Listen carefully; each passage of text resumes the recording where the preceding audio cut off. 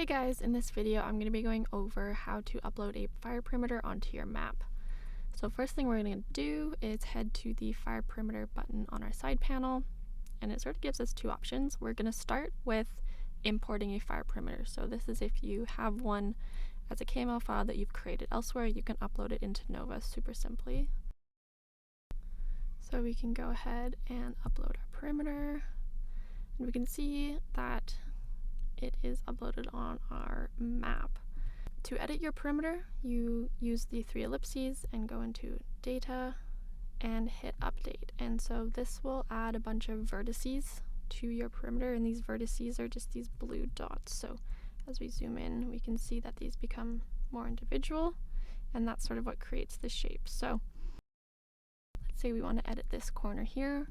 You can click on any of the blue circles and drag them to emulate the new shape that you want it to be. So you can go ahead and change this to whatever shape we'd like. And once we're happy, we can go ahead and hit the check mark on the left-hand side here. And as we can see, the perimeter is now updated with that new shape.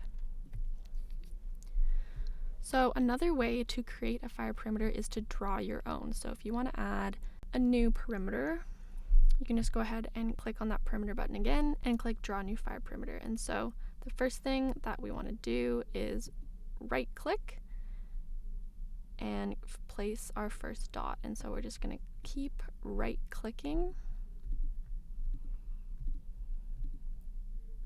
until that perimeter is the shape we want, and then we can go ahead and hit check. And so as you can see, the new perimeter has overridden the old perimeter. It's still there, but if we click this eyeball button, it will then hide the new perimeter. So we can only view one perimeter at a time, but same thing for manually drawn perimeters. If you want to update it, you can go into data and hit update, and again the vertices will pop back up, and you can go ahead and drag those into whatever new shape you need.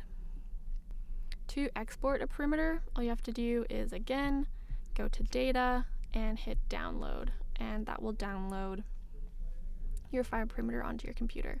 If you want to rename the perimeter, you can do that as well, and you can also hide that layer or delete it with the ellipses.